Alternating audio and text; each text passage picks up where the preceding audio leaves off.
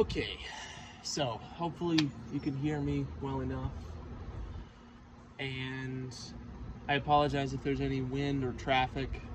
We're up on the second floor, sitting on this little balcony here that was formerly the entrance to the second apartment in the house we purchased 3 years ago. The second apartment door is behind me. I'm sitting in that entryway, and inside is the totally torn apart upstairs of our home. This was a single family built in 1940. At some point in the stretch of homeowners, I believe we are owner number 4, we're either 3 or 4. It was converted to a duplex, top and bottom, 1 bedroom, potentially 1 or 2 bedroom apartment upstairs, and the slightly larger 2 bedroom apartment downstairs. When we purchased it, we did so in a way that at the time we felt was the smartest thing we could do, which was to get pre-approved based on 1 income. We were newly married, and confirmed Meg was pregnant, and knowing that we had a baby on the way, we had kicked our search for a house into high gear. Now, we had been saving and preparing to be able to do that for more than a year at that point. And we had a lot of blessings come our way.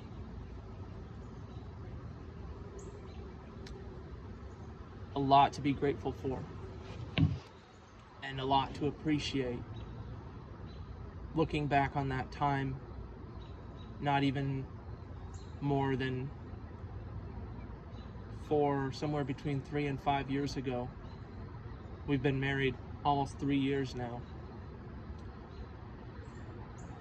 We were very fortunate to be able to save some money to have a down payment for a house.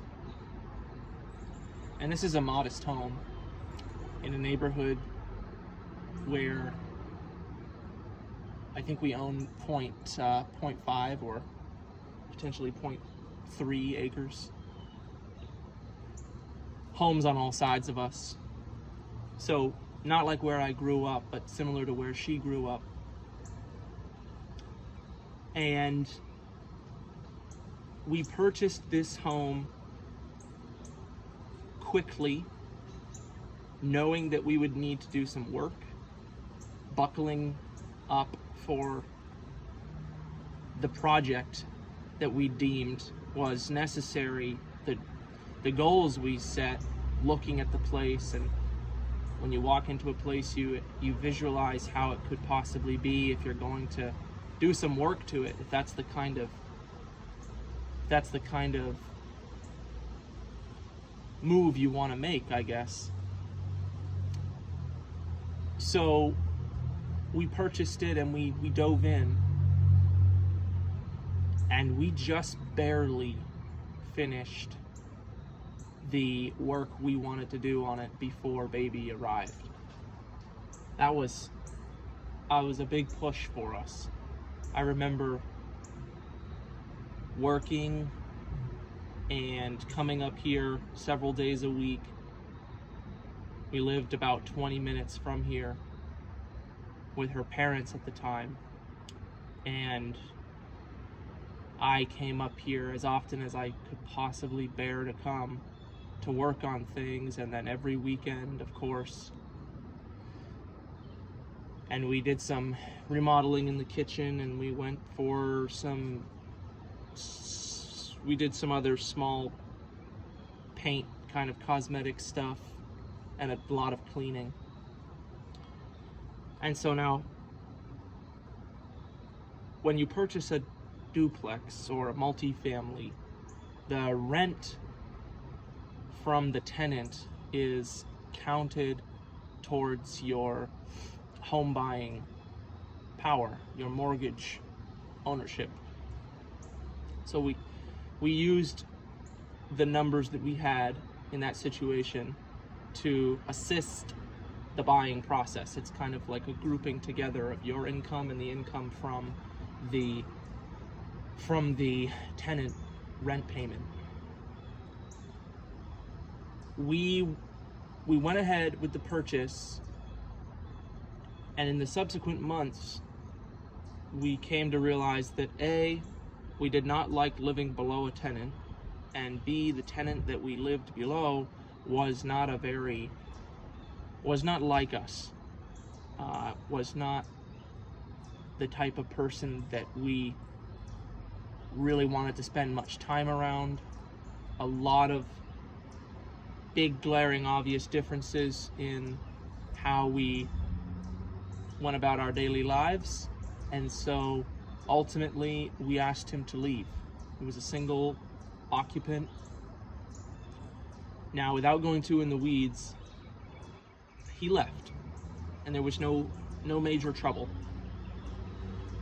We actually never received a rent payment from him. It was a very kind of awkward situation from the moment that we signed the papers. And in retrospect, there's a lot of lessons that come out of that we will have forever. So now we do not have a tenant upstairs. But back to that initial point I made about purchasing on one salary, we knew that as long as one of us continued to work the position that we held, that we could pay the mortgage no problem. So we move forward, baby is born, life continues, work continues, and being a new parent, we really didn't make any kind of judgments on what the place was going to be until more than a year had passed of my daughter's life. And we had spoken about it here and there, living our lives like new parents would, doing everything we could to appreciate all of these milestones and be present with her, and we nailed it. I love that we were able to do that. It's something that I will always have. I will always be able to say that I've done. I didn't let my own grand ideas of what I should be doing by a certain time in my life get in the way of being a present father. And I really make every day up to the present day. What I'm saying is, this is a metric I use to measure my success on a daily basis, whether I'm here. For the things like dinner, some time to walk, play in the yard, laugh and wrestle and eat some food, brush our teeth, take a shower, and read a story before bedtime. And those things are boring and mundane, and they sometimes they feel so difficult to accomplish, but they are the backbone of fatherhood and parenthood and being present as a parent. So my daughter is now 2.5, and we have taken it finally, with decisions made and then moved back on and then made again and moved back on again. We've decided to regroup our house, so to speak, into a single family that it is structurally designed and built to be, so that we can use the whole house, A, if that's what we end up wanting to do, and B, if necessary or wanting to rent or sell as a single family. We have not yet decided whether we want to rent or sell as a single family. But it will be a single family, a livable home. And the reason I'm making this or today's video, I wanted to touch on a couple things. The first being that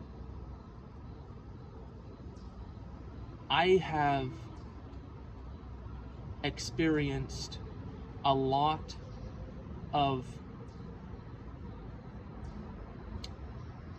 challenging kind of roadblocks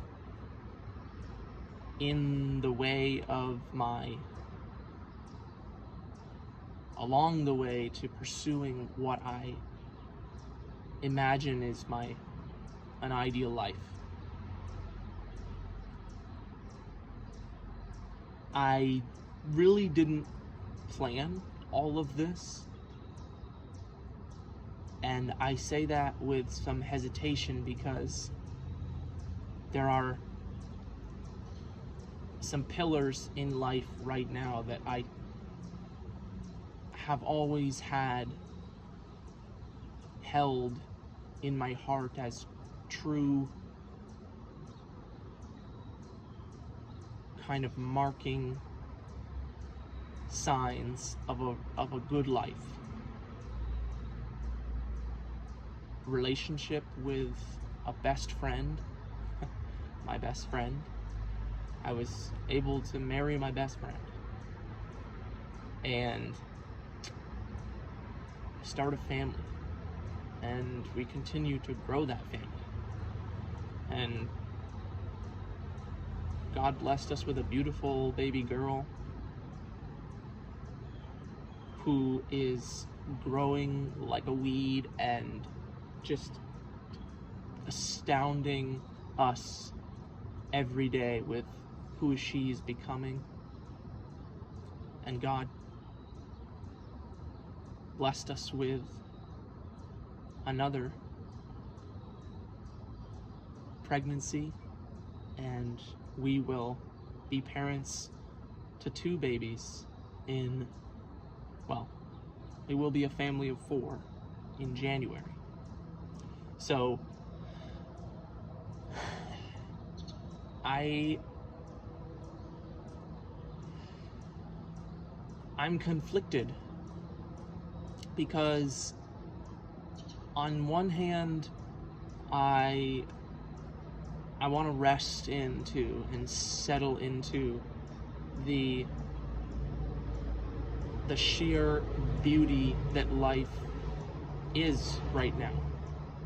Young parents, we intentionally decided we wanted to start a family while we were both younger, young as we could be. And we intentionally decided that having our finances in a perfect spot for the forever future was not a reason not to start a family. So I think I said that clearly. Not having our finances in a perfect place for the foreseeable future was not a reason not to start a family. Right. And on the other hand, I feel completely lost in how to move forward with our lives and the things that I feel are important on a daily basis, the things that I say are important, such as renovating our home. And I guess what I'm saying is that it feels very messy. and part of me wants it to be neat and pretty and kind of presentable as a almost like a conversation piece. And if I sat here and maybe unpacked that a little bit more, you might get a better sense of what parts of me I'm referring to or why it is that I feel that way. My intention here is not to do that, though. It's to illuminate the kind of big picture for myself, as well as people watching this video, whenever that may be, or not at all, to show that I guess that it's okay for it to be messy and for there to be a lot of unknowns. I may not get up right now knowing that by 50 I will retire comfortably.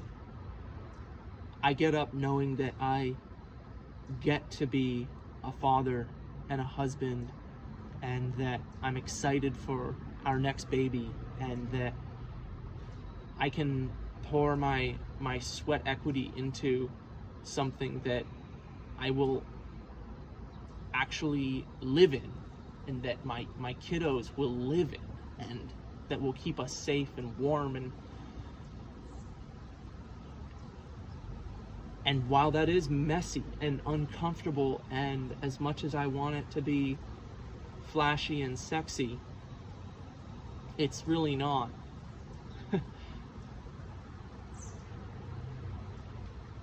I really don't know where it's going.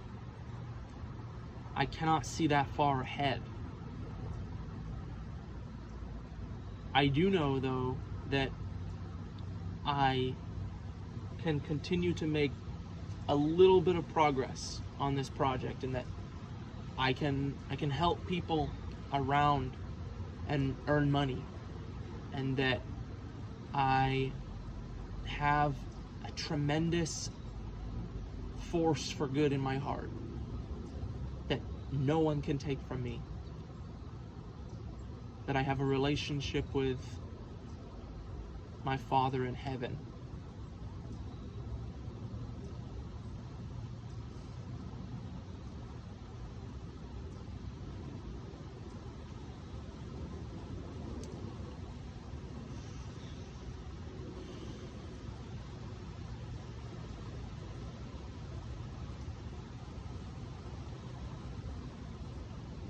And you know, I don't have really a great reason for starting YouTube.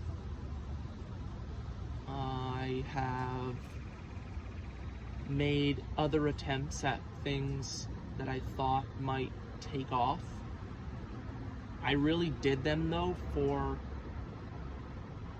the sake of, again, kind of saying that I had done it. I really didn't have any I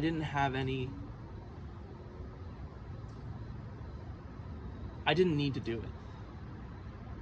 I did it to be popular. I did it because I thought that's what I should do, not necessarily because I wanted to do it or I needed to do it. And I think what I'm finding now is that as I make these videos, I realize I need to talk about this stuff. And I have been looking for an outlet to do this for a long time. Just never found it in my work or at church or in my hobbies. It's not to say that I have none of those things and I haven't ever enjoyed those things.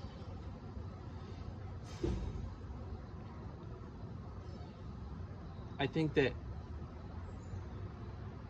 maybe community is what I'm searching for. And a little part of me feels like I'm in this alone, but I am willing to get up and do it again tomorrow. And there's that a sort of, there's a flame in there in my heart that continues to burn, and it's not going out. It's not going out. I'm not a victim in this life, and I will not be labeled that way. I do need help though, and I have sinned, and I need Jesus like anybody else does.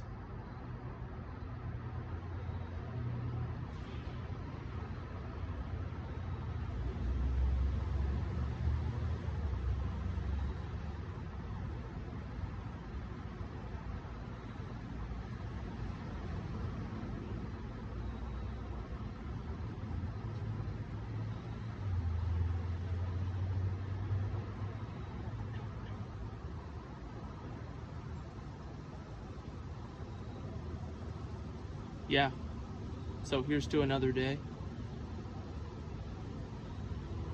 I hope that I see you tomorrow.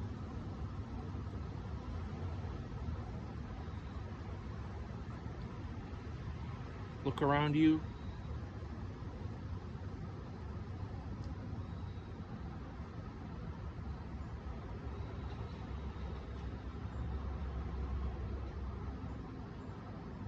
I bet you can find something beautiful if you look around.